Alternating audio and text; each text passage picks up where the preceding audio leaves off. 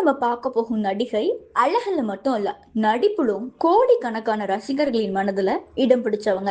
தென்னிந்திய சினிமாவுல மிக முக்கிய காலத்துல உச்ச நட்சத்திரமாக உயர்ந்தவர் வேற யாரும் இல்ல, நடிகை சௌந்தர்யா தான். பிறப்பு மற்றும் குடும்பம் வாங்க பார்க்கலாம். சௌந்தர்யாவின் இயற்பெயர் சௌமியா சத்யநாராயணன். இவர் 1972 ஜூலை 18 கர்நாடகாவில் கோலார மாவட்டத்தில் பிறந்தாங்க. அவரது தந்தை சத்யநாராயணன் திரைப்பட எழுத்தாளரும் தயாரிப்பாளரும் ஆவாங்க. தாய் மஞ்சுளா சிறு வயதிலிருந்தே படிப்பிலும் கலை நிகழ்ச்சியிலும் ஆர்வம் கொண்டிருந்தாங்க. மருத்துவராக வேண்டும் என்ற ஆசையுடன் மருத்துவ படிப்பை தொடங்கினாங்க.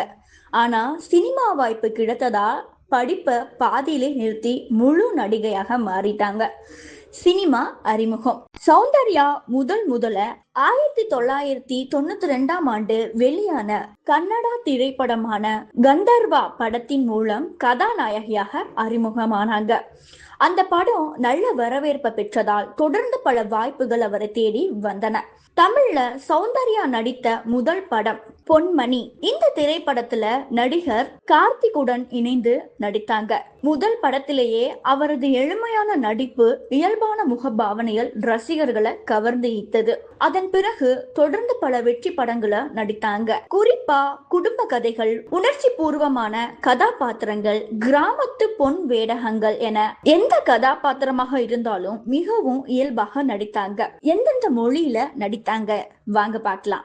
சௌந்தர்யா தமிழ், தெலுங்கு, கன்னடம், மலையாளம், ஹிந்தி உள்ளிட்ட பல மொழிகள்ல நடித்துள்ளாங்க. மொத்தமாக சுமார் 100க்கும் மேற்பட்ட திரைப்படங்கள்ல நடித்துள்ளாங்க. குறிப்பாக தெலுங்கு திரையுலகில் முன்னணி நடிகை மிக பெரிய வெற்றியை பெற்றாங்க. முக்கிய திரைப்படங்கள் தமிழ்ல பொன்மணி, அருணாச்சலம், படையப்பா, காதலா காதலா, சொக்க தங்கம், தக்ஷணா பல குடும்ப வெற்றி திரைப்படங்கள். தெலுங்குல அம்மூரு, ராஜா, அந்தகாபுரம், பெல்லி சிசுகுந்தம், தேவி புத்திரூடு பல சூப்பர் ஹிட் திரைப்படங்கள். சௌந்தர்யா தனது சிறந்த நடிப்பாக பல மாநில அரசுகளில் விருதுகளையும் திரைப்பட விருதுகளையும் பெற்றுள்ளன. தெலுங்கு சினிமாவில பல முறை சிறந்த நடிகைக்கான நந்தி விருது பெற்றுள்ளன. ரசிகர்களும் விமர்சனங்களும் மிக மதிக்கப்பட்ட நடிகைகளில் ஒருவராக இருந்தாங்க. GS ராகு என்பவரை திருமணம் செஞ்சு கொண்டாங்க. திருமணத்திற்கு பிறகு தொடர்ந்து திரைப்படங்கள்ல நடித்து கொண்டிருந்தாங்க. அப்புறம் எப்படி இருந்தாங்க வாங்க பார்க்கலாம். 2004 ஏப்ரல் 17 தேர்தல் பிரச்சாரத்தில் பங்கேற்க ஆந்திர பிரதேசத்தின் கரீம் நகர் பகுதிக்கு ஹெலிகாப்டரில் சென்று கொண்டிருந்தாங்க. புறப்பட்ட சில நிமிடங்களிலேயே ஹெலிகாப்டர் தொழில்நுட்ப கோளாறு காரணமாக விபத்துக்குள்ளாகி கீழே விழுந்தது. அந்த விபத்தில் சௌந்தர்யா, அவரது சகோதரர் அமர்நாத் மற்றும் ஹெலிகாப்டரில் பயணம் செய்த மற்றவர்களும் உயிரிழந்தாங்க. அப்பொழுது சௌந்தர்யாவுக்கு வயது வெறும் 31. மேலும் அவர் கர்ப்பமாக இருந்ததாகவும் பின்னர் தகவல் வெளியாகியுள்ளன. இந்த செய்தி இந்திய திரையுலகில மிக சோகத்துல ஆளாக்கியது. ஏன் ரசிகர்கள் இன்னும் நினைவு கூறுகிறார்கள்? சௌந்தர்யா கவர்ச்சியை மட்டும் நம்பி நடித்த நடிகை அல்ல.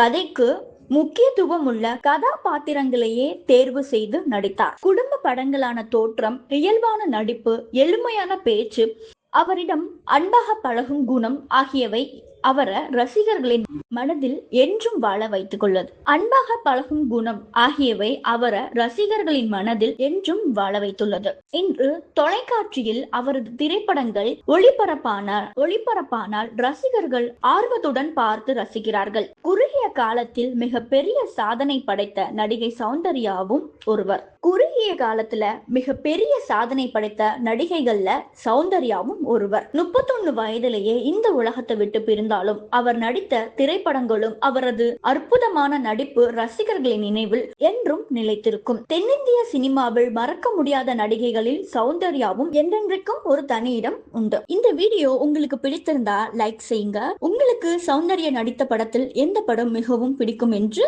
கருத்துக்களை கமெண்ட்ல சொல்லுங்க. இது போன்ற அப்டேட்ஸ்களை தெரிஞ்சுக்கொள்ள நம் தமிழ் சேனலை சப்ஸ்கிரைப் பண்ணுங்க.